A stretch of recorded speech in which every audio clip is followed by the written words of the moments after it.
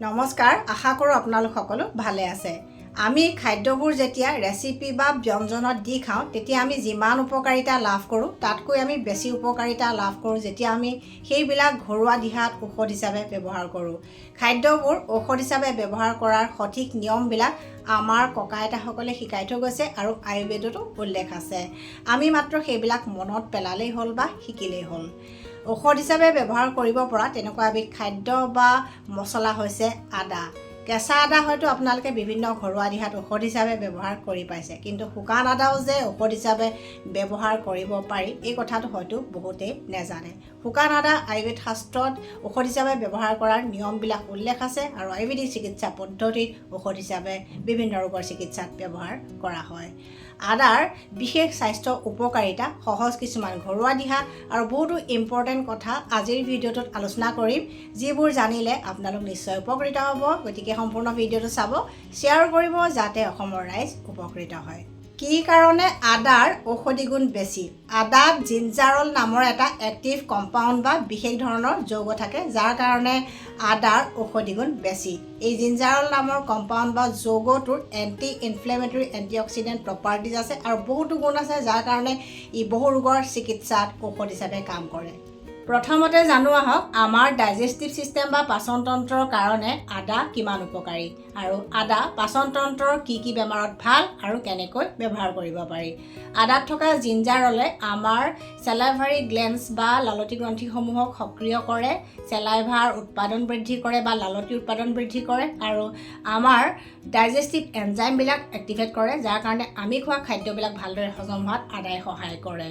আৰু আদাই গেষ্ট্ৰিক মটিলিটি বঢ়ায়, অৰ্থাৎ অন্ত্ৰৰ সঞ্চালন বঢ়ায়, যাৰ কাৰণে পেটটো পৰিষ্কাৰ হৈ থাকে। প্ৰথম উপকাৰিতাটো দেখা যায় আভোক বা অৰুচিৰ ক্ষেত্ৰত, অৰ্থাৎ যি মানুহৰ ভোক কম বা যি মানুহে বেছিকৈ খাবলৈ মন নকৰে তেওঁলোকৰ কাৰণে আদা হৈছে ভাল ঔষধ। তেওঁলোকে এটা সহজ ঘৰুৱা দিহা ব্যৱহাৰ কৰি চাব পাৰে। ভাত খোৱাৰ আধা ঘণ্টামানৰ আগত এডোখৰ আদাৰ লগত অকণমান ক'লা নিমখ বা সৈন্ধৱ লৱণ মিহলাই চুবাই খোৱাৰ অভ্যাস কৰিলে তেওঁলোকৰ সমস্যা বহুতখিনি কমি যায়, কাৰণ আদাত থকা কিছুমান এক্টিভ ইনগ্ৰিডিয়েণ্টছে হজমি শক্তি বঢ়োৱাত সহায় কৰে, এনজাইমছবিলাক এক্টিভেট কৰে। বমি বমি ভাৱ হোৱা বা উকালি অহা, যাক ইংৰাজীত কোৱা হয় নজিয়া, এই বেমাৰটোৰ কাৰণেও আদা ঔষধৰ নিচিনা। কেইবাটাও কাৰণত মানুহৰ বমি বমি ভাৱ হয় বা উকালি আহে। এটা কাৰণ হৈছে মচন চিকনেছ, অৰ্থাৎ কিছুমান মানুহৰ গাড়ীত উঠিলে বমি বমি ভাৱ হয় বা বমি হয়, আৰু কিছুমান মহিলাৰ প্ৰেগনেঞ্চিৰ সময়ত বমি বমি ভাৱ হয় বা উকালি আহে, বা কেতিয়াবা কেম'থেৰাপিৰ ছাইড ইফেক্ট হিচাপে এনেকৈ বমি বমি ভাৱ হ'ব পাৰে। আৰু বহুত কাৰণ আছে, আৰু তেনেকুৱা বমি বমি ভাৱ হোৱা ক্ষেত্ৰত সহায় কৰে আদাই। যাৰ এনেকুৱা সমস্যা আছে তেওঁলোকে মুখত অকণমান আদা লৈ থাকিলে যথেষ্ট উপকৃত হয়, বমি বমি ভাৱটো নাইকিয়া হয়। 3 নম্বৰ উপকাৰিতাটো দেখা যায় ইনডাইজেশ্যন বা বদহজমৰ ক্ষেত্ৰত। কিছুমান মানুহে খাদ্য খোৱাৰ পিছত খাদ্যবোৰ ভালদৰে হজম নহয়, যাৰ কাৰণে তেওঁলোকৰ পেট ফুলে, গেছ হয় বা কেতিয়াবা পেটৰ বিষো হয়। তেনে ক্ষেত্ৰত তেওঁলোকৰ কাৰণে আদা হৈছে এটা ভাল ঔষধ। তেওঁলোকে কেইবাটাও দিহা কৰি চাব পাৰে। প্ৰথম দিহাটোৰ কাৰণে আদাৰ লগত অকণমান ক'লা নিমখ আৰু নেমু ৰস মিহলাই ভাত খোৱাৰ আধা ঘণ্টামানৰ আগত নিয়মীয়াকৈ চুবাই খোৱাৰ অভ্যাস কৰিব পাৰে, বা ভাতৰ লগত আদা, পদিনা, নেমু ৰস আৰু ক'লা নিমখ বা সৈন্ধৱ লৱণ দি বনোৱা চাটনিখনো খাব পাৰে, বা ভাত খোৱাৰ পিছত এডোখৰ আদা থেতেলাই লৈ দুকাপ পানীত উতলাই অলপমান ঠাণ্ডা হোৱাৰ পিছত চেকনিৰে চেকি সেইখিনি জিঞ্জাৰ ৱাটাৰ হিচাপে মাজে মাজে খাব পাৰে, তেতিয়াও তেওঁলোকৰ সমস্যা বহুতখিনি কমি যায়। আদাৰ 2 নম্বৰ বিশেষ ঔষধি গুণটো হৈছে ইয়াৰ এণ্টি ইনফ্লেমেটৰী প্ৰপাৰ্টিজ, অৰ্থাৎ প্ৰদাহ নাশক গুণ। আজিকালি ডায়েবেটিছ, আৰ্থ্ৰাইটিছ, হাৰ্টৰ বেমাৰ আদিৰ দৰে বহুত বেমাৰ ইনফ্লেমেশ্যনৰ কাৰণে হয়। সেইকাৰণে এনেকুৱা বেমাৰবিলাক প্ৰতিৰোধ কৰিবলৈ হ'লে আমি এণ্টি ইনফ্লেমেটৰী ফুড খাব লাগিব, অৰ্থাৎ আদাৰ দৰে খাদ্যবিলাক আমি খাদ্য তালিকাত অন্তৰ্ভুক্ত কৰিব লাগিব। আদাত আছে জিঞ্জাৰল নামৰ এক্টিভ কম্পনেণ্ট, যিটোৱে এনেকুৱা ধৰণৰ এণ্টি ইনফ্লেমেটৰী প্ৰপাৰ্টিজ দেখায় আৰু এই বেমাৰবিলাক প্ৰাকৃতিকভাৱে প্ৰতিৰোধ কৰে। গতিকে আদা খাদ্য তালিকাত ৰাখক। তাৰ উপৰিও জিঞ্জাৰ টি বা এনেকুৱা ধৰণৰ যিবিলাক দিহা মই ইতিমধ্যে আপোনালোকক ক'লোঁ, সেইবিলাক ৰেগুলাৰ ব্যৱহাৰ কৰি থাকক। আদাৰ 3 নম্বৰ ঔষধি গুণটো হৈছে ইয়াৰ বিষনাশক গুণ। আদা হৈছে এটা নেচাৰেল পেইন কিলাৰ, যাৰ বিষ কম কৰা ক্ষমতা আছে। আমাৰ যেতিয়া মূৰৰ বিষ হয়, পিঠিৰ বিষ হয়, আঁঠুৰ বিষ হয়, তেনে ক্ষেত্ৰত আমি অকণো নভবা বা নিশ্চিন্তাকৈ আমি ফাৰ্মাচীৰ পৰা পেইন কিলাৰ কিনি আনি খাওঁ। এই পেইন কিলাৰবিলাকৰ যে ছাইড ইফেক্ট থাকে বহুতে হয়তো নেজানে বা কিছুমানে জানিলেও ইগন'ৰ বা অৱহেলা কৰে। কিন্তু ইমাৰ্জেঞ্চি নহ'লে বা ডাক্তৰৰ পৰামৰ্শ নিদিয়ালৈকে আমি আচলতে প্ৰাকৃতিক উপায়েৰে বিষ কম কৰাৰ ব্যৱস্থা ঘৰতে কৰিব পাৰোঁ, কিছুমান খাদ্যৰ যোগেদি বা বনৌষধিৰ যোগেদি। তেনেকুৱা এবিধ নেচাৰেল পেইন কিলাৰ হৈছে আদা। মাইগ্ৰেইনৰ কাৰণে কাৰোবাৰ যদি মূৰৰ বিষ হয় তেওঁলোকে আদাৰ কিছুমান ঘৰুৱা দিহা কৰি চাব পাৰে। যেনে আদাৰ জিঞ্জাৰ টি বা আদাৰ বনৌষধি চাহ তেওঁলোকে নিয়মীয়াকৈ খোৱাৰ অভ্যাস কৰিলে মাইগ্ৰেইনৰ কাৰণে হোৱা মূৰৰ বিষত যথেষ্ট উপশম পোৱা যায়। বা আদা, পদিনা আৰু নেমুৰ ৰস দি বনোৱা বনৌষধি চাহো তেওঁলোকৰ কাৰণে উপকাৰী। অস্টিঅ'আৰ্থ্ৰাইটিছ, ৰিমটইড আৰ্থ্ৰাইটিছ, স্পণ্ডিলাইটিছ আদিৰ কাৰণে যাৰ বিষ হৈ থাকে তেওঁলোকে আদাৰ লগত হালধি, ডালচেনি দি বনোৱা বনৌষধি চাহ নিয়মীয়াকৈ খালে উপকৃত হ'ব। আৰু এনেকুৱা বনৌষধি চাহবিলাকৰ বিষয়ে কেইবাটাও ভিডিঅ' ইতিমধ্যে মোৰ চেনেলত বনাই থোৱা আছে। আপোনালোকে যিসকলে ইচ্ছা কৰে সেই ভিডিঅ'সমূহ চালে গোটেইখিনি কথা ভালদৰে গম পাব। গতিকে জনাসকলে এনেকুৱা বনৌষধি চাহ নিয়মীয়াকৈ যদি খায় তেওঁলোকৰ বিষ যথেষ্ট কমি থাকিব। আদাৰ 4 নম্বৰ স্বাস্থ্য উপকাৰিতাটো দেখা যায় আমাৰ দেহৰ ইমিউন ছিষ্টেম বা ৰোগ প্ৰতিৰোধ তন্ত্ৰৰ ক্ষেত্ৰত। আদাৰ এণ্টিবেক্টেৰিয়েল, এণ্টিভাইৰেল প্ৰপাৰ্টিজ আছে, অৰ্থাৎ ভাইৰাছ আৰু বেক্টেৰিয়া প্ৰতিৰোধী গুণ আছে। আদাৰ এণ্টি ইনফ্লেমেটৰী, এণ্টিঅক্সিডেণ্ট প্ৰপাৰ্টিজ আছে। আৰু আদাত থকা জিঞ্জাৰলে আমাৰ দেহত থকা নেচাৰেল কিলাৰ চেলৰ উৎপাদন বৃদ্ধি কৰে, যিয়ে আমাৰ দেহৰ ইমিউনিটি ষ্ট্ৰং কৰে। 5 নম্বৰ স্বাস্থ্য উপকাৰিতাটো ৰেছপিৰেটৰী ছিষ্টেম বা শ্বাস প্ৰশ্বাস তন্ত্ৰৰ ক্ষেত্ৰত দেখা যায়। চৰ্দি, কাহ, হাঁপানি, ব্ৰংকাইটিছ, নিউমনিয়া আদি সকলো শ্বাস প্ৰশ্বাস তন্ত্ৰৰ ৰোগতেই আদা ভাল ঔষধ বুলি আপোনালোকে সকলোৱে হয়তো জানে। আৰু চৰ্দি কাহ হ'লে আদাৰ লগত তুলসী পাতৰ ৰস আৰু মৌজোল মিহলাই খালে ভাল বুলি সকলোৱে জানে আৰু ব্যৱহাৰ কৰি আছে। আৰু এই দিহাটো ককা আইতাৰ দিনৰে পৰা চলি আহিছে। কিন্তু ইয়াৰ উপৰিও আৰু কেইটামান সহজ দিহা আপোনালোকক শিকাই দিম, যিকেইটা কৰিলে আপোনালোকে নিশ্চয় সুফল পাব। এচামুচ আদাৰ ৰস, এচামুচ তুলসী পাতৰ ৰস, আধা চামুচ শেৱালি ফুলৰ পাতৰ ৰস আৰু আধা চামুচ মৌজোল মিহলাই দিনে দুবাৰকৈ যদি কেইদিনমান একেৰাহে খোৱা যায় তেতিয়া চৰ্দি, কাহ, হাঁপানি, ব্ৰংকাইটিছ আদিৰ ৰোগত যথেষ্ট ভাল ৰিজাল্ট পোৱা যায়। আৰু যিসকলৰ ডায়েবেটিছ থাকে তেওঁলোকে মৌজোল নিদিয়াকৈ খাব লাগিব, কাৰণ মৌজোল খালে তেওঁলোকৰ ডায়েবেটিছ বা ব্লাড চুগাৰ বঢ়াৰ সম্ভাৱনা থাকে আৰু সমস্যাও জটিল হ'ব পাৰে। এডোখৰ আদাৰ লগত কেইখিলামান তুলসী পাত, এডোখৰ ডালচেনি, 2টা বা 3টা লং, 3টা জালুক, এডোখৰ কেঁচা হালধি বা আধা চামুচ গুড়ি হালধি একেলগে খুন্দি লৈ 2 কাপ পানীত উতলাই একাপ হোৱাৰ পিছত নমাই ৰাখক আৰু চেকনিৰে চেকি অকণমান ঠাণ্ডা হোৱাৰ পিছত অলপ নেমু ৰস আৰু মৌজোল মিহলাই খাদ্য খোৱাৰ এঘণ্টামানৰ আগত দিনে এবাৰ বা দুবাৰ খালে শ্বাস প্ৰশ্বাস তন্ত্ৰৰ যিকোনো ৰোগতেই যথেষ্ট ভাল ৰিজাল্ট পোৱা যায়।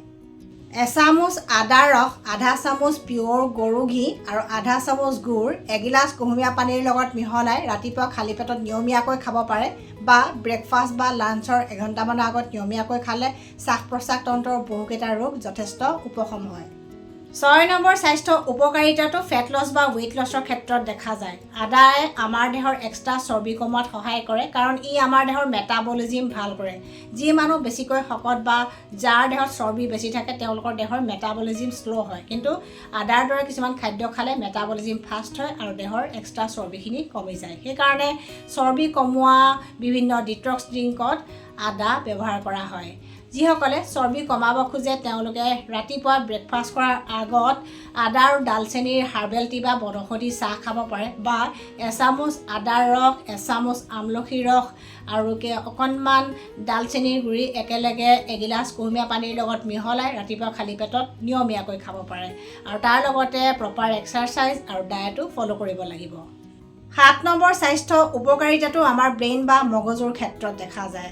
আদা যে আমাৰ ব্ৰেইনৰ কাৰণে ভাল এই কথাটো শুনি হয়তো আপোনালোক আচৰিত হৈছে, কিন্তু বিভিন্ন গৱেষণাৰ তথ্যৰ মতে আদাত থকা এণ্টিঅক্সিডেণ্টসমূহে আমাৰ স্নায়ুকোষ বা নিউৰনছবিলাকক প্ৰটেকশ্যন দিয়ে আৰু বয়স বাঢ়ি অহাৰ লগে লগে হোৱা কিছুমান ডিজেনেৰেটিভ বেমাৰো প্ৰতিৰোধ কৰিব পাৰে, যেনে এলজেইমাৰ ডিজিজ, পাৰ্কিনছন ডিজিজ এনেকুৱা বেমাৰবিলাক প্ৰতিৰোধ কৰিব পাৰে বুলি বিভিন্ন গৱেষণাৰ তথ্যই কয়। কিন্তু অকল এবিধ খাদ্যই যে এই বেমাৰবিলাকৰ পৰা আমাক বচাই ৰাখিব পাৰে সেই ধাৰণাটো কেতিয়াও নল'ব, কাৰণ এই বেমাৰবিলাক হোৱাৰ কাৰণ বহুত আছে। সেই কাৰণবিলাকো দূৰ কৰিব লাগিব আৰু জীৱনশৈলীৰো পৰিৱৰ্তন কৰিব লাগিব, আৰু এই কথাবিলাক হয়তো আজিকালি সকলোৱে জানে।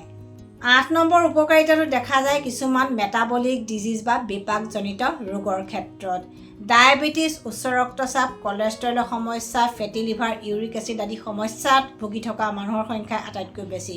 কিন্তু যিসকল ব্যক্তিয়ে আদাৰ বিভিন্ন বনৌষধি চাহ বা বিভিন্ন ঘৰুৱা দিহা ব্যৱহাৰ কৰে সঠিক নিয়মত, তেতিয়া তেওঁলোকৰ এই বেমাৰবিলাক প্ৰাকৃতিকভাৱে প্ৰতিৰোধ আৰু নিয়ন্ত্ৰণ হৈ থাকে। গতিকে আদাৰ ৰেচিপিবিলাক সাধাৰণ বুলি নাভাবিব, কাৰণ এইবিলাকে বহু বেমাৰ প্ৰতিৰোধ কৰে। 9 নম্বৰ বিশেষ স্বাস্থ্য উপকাৰিতাটো দেখা যায় আমাৰ শৰীৰ শোধন বা বডি ডিটক্সৰ ক্ষেত্ৰত। আদাই আমাৰ শৰীৰটো প্ৰাকৃতিকভাৱে ডিটক্স কৰে বা বডি ডিটক্স কৰে, অৰ্থাৎ লিভাৰ, কিডনি আদিৰ মাধ্যমেদি দেহৰ পৰা অলাগতিয়াল বৰ্জিত পদাৰ্থবিলাক উলিয়াই দিয়ে আৰু বিভিন্ন বেমাৰৰ পৰা আমাক বচাই ৰাখে। স্পেচিয়েলি আমাৰ স্কিনৰ চুলিৰ হেল্থটো ভালে ৰখাত এনেকুৱা হাৰ্বেল টিবিলাকে যথেষ্ট সহায় কৰে। আদাৰ গুণাগুণৰ বিষয়ে আয়ুৰ্বেদ শাস্ত্ৰই কি কয়? আয়ুৰ্বেদ শাস্ত্ৰৰ মতে আদাৰ গুণ হৈছে ৰুক্ষ, তীক্ষ্ণ আৰু উষ্ণ, অৰ্থাৎ আদা হৈছে শুকান আৰু গৰম স্বভাৱৰ। সেইকাৰণে বায়ুজনিত আৰু কফজনিত ৰোগত আদা উপকাৰী বুলি আয়ুৰ্বেদ শাস্ত্ৰত উল্লেখ আছে। বায়ুজনিত ৰোগ মানে আৰ্থ্ৰাইটিছ, স্পণ্ডিলাইটিছ বা যিকোনো ধৰণৰ বিষ, স্নায়ুজনিত ৰোগ, এলজেইমাৰ, পাৰ্কিনছন এনেকুৱা ধৰণৰ বেমাৰবিলাকত আয়ুৰ্বেদত বায়ুজনিত ৰোগ বুলি ধৰা হয়। আৰু কফজনিত ৰোগ মানে চৰ্দি, কাহ, হাঁপানি, ব্ৰংকাইটিছ, এলাৰ্জি এনেকুৱা ধৰণৰ সমস্যাবিলাক আয়ুৰ্বেদ শাস্ত্ৰত কফজনিত ৰোগ বুলি কোৱা হয়। গতিকে এই সকলোবিলাক বেমাৰত আদা উপকাৰী, আৰু এইবিলাকৰ চাইণ্টিফিক এক্সপ্লেনেশ্যনো আছে বা বৈজ্ঞানিক যুক্তিযুক্ততা আছে। ইয়াৰ উপৰিও মই দিয়া দিহাবিলাক প্ৰায়বোৰ আয়ুৰ্বেদিক শাস্ত্ৰতে উল্লেখ আছে। গতিকে এই সকলোবিলাক দিহা আমাৰ কাৰণে খুব উপকাৰী। শুকান আদাক আয়ুৰ্বেদ শাস্ত্ৰত চুণ্ঠি বুলি কোৱা হয়, আৰু এই চুণ্ঠি বা শুকান আদা বিভিন্ন ৰোগৰ চিকিৎসাত ব্যৱহাৰ কৰা হয়। ত্ৰিকটো হৈছে এনেকুৱা এটা আয়ুৰ্বেদিক ক্লাছিকেল মেডিচিন বা শাস্ত্ৰীয় ঔষধ য'ত সম পৰিমাণৰ আদাৰ গুড়ি, পিপলিৰ গুড়ি আৰু জালুকৰ গুড়ি থাকে, আৰু এই ত্ৰিকটোৱে বহু ৰোগৰ চিকিৎসাত ঔষধ হিচাপে কাম কৰে। পাচনতন্ত্ৰ আৰু শ্বাস প্ৰশ্বাস তন্ত্ৰৰ বিভিন্ন ৰোগত ত্ৰিকটো চূৰ্ণ ঔষধ হিচাপে ব্যৱহাৰ কৰিলে যথেষ্ট ভাল ৰিজাল্ট পোৱা যায় বা সুফল পোৱা যায়, আৰু মেদবহুলতাৰ সমস্যা, কলেষ্ট্ৰলৰ সমস্যাটো যথেষ্ট সুফল পোৱা যায়। আপোনালোকে ত্ৰিকটো চূৰ্ণ যদি ঔষধ হিচাপে ব্যৱহাৰ কৰিব খুজিছে, তেন্তে এজন অভিজ্ঞ আয়ুৰ্বেদিক চিকিৎসকৰ পৰামৰ্শ লওক, নিশ্চয় আপোনালোকে সুফল পাব। আদা খাওঁতে ল'বলগীয়া সাৱধানতাসমূহ কি কি, আৰু আদাৰ কিবা ছাইড ইফেক্ট আছে নেকি? যদি আছে, সেই ছাইড ইফেক্টবিলাক কি কি? যদি আমি আদা ব্যঞ্জনত দি খাওঁ বা ৰেচিপিত দি খাওঁ, এটা নিৰ্দিষ্ট মাত্ৰাত খালে একো অপকাৰ নকৰে। কিন্তু মাত্ৰাধিক পৰিমাণে যদি আমি বেছিকৈ কেঁচা আদা খাওঁ বা আদাৰ ঘৰুৱা দিহাবিলাক ব্যৱহাৰ কৰোঁ, কেতিয়াবা কিছুমান মানুহক অপকাৰ কৰাও দেখা যায় বা কিছুমান ক্ষেত্ৰত ছাইড ইফেক্টটো দেখা পোৱা যায়। বিশেষকৈ যিসকল ৰোগী পেপটিক আলচাৰ ডিজিজত আক্ৰান্ত হৈ আছে, তেওঁলোকে পৰাপক্ষত আদা বেছিকৈ নাখাব, আৰু যাৰ ইউৰিনাৰী ট্ৰেক্ট ইনফেকশ্যন থাকে বা পেচাবৰ ইনফেকশ্যন থাকে, তেওঁলোকেও আদা বা আদা দিয়া চাহ বেছিকৈ খালে তেওঁলোকৰ পেচাব জ্বলা পোৰা কৰা বেছি হয়। আৰু যাৰ পাইলছ বা কনষ্টিপেশ্যনৰ সমস্যা থাকে, তেওঁলোকৰো পেটটো চাফা নহয় বা পেট পৰিষ্কাৰ নহয় বা সমস্যাবিলাক জটিল হয়। আৰু যিসকল মহিলা গৰ্ভৱতী হৈ আছে, তেওঁলোকেও আদা মাত্ৰাধিক পৰিমাণে নাখাব। ব্যঞ্জন বা ৰেচিপিত দি খাব পাৰে, বা কেতিয়াবা অকণমান চোবাই খোৱাটো একো আপত্তি নাই, কিন্তু বেছি মাত্ৰাত তেওঁলোকে পৰাপক্ষত নোখোৱাই ভাল। আৰু যাৰ কিডনি ডিজিজ আছে, অৰ্থাৎ যাৰ কিডনি দুটা বিকল হৈছে বা ক্ৰিয়েটিনিন বাঢ়িছে, তেওঁলোকে আদা পৰাপক্ষত কমাই খোৱা উচিত, বা ডায়েটিচিয়ানৰ পৰামৰ্শ বা ডক্টৰৰ পৰামৰ্শ লৈহে খোৱা উচিত। গতিকে এনেকুৱা ধৰণৰ কথাবিলাক সকলোৱে জনাটো দৰকাৰ। আৰু আদা হৈছে এটা নেচাৰেল ব্লাড থিনাৰ। গতিকে যিসকল হাৰ্টৰ ৰোগীয়ে ব্লাড থিনাৰ মেডিচিন খাই আছে, তেওঁলোকে আদাৰ যিকোনো বনৌষধি চাহ বা ৰেচিপিবিলাক বেছি মাত্ৰাত কেতিয়াও নাখাব। গতিকে ভাল গুণৰ লগতে বেয়া অপকাৰিতাখিনিৰ কথা আপোনালোকক জনাই দিলোঁ, কাৰণ সকলো বস্তুৰে ভাল আৰু বেয়া দুইটা দিশে আছে, আৰু সঠিক মাত্ৰাত যদি খোৱা যায় তেতিয়া ভাল গুণবিলাক আমি পাওঁ, আৰু যদি মাত্ৰাধিক পৰিমাণে খাওঁ তেতিয়া আমি অপকাৰিতাসমূহ লাভ কৰোঁ। গতিকে ভিডিঅ'টো আপোনালোকে যদি চাই ভাল পাইছে, প্লিজ শ্বেয়াৰ কৰিব, আৰু নতুন ভিউৱাৰ্ছসকলে মোৰ চেনেলটো ছাবস্ক্ৰাইব কৰিবলৈ নাপাহৰিব। Stay healthy, stay happy.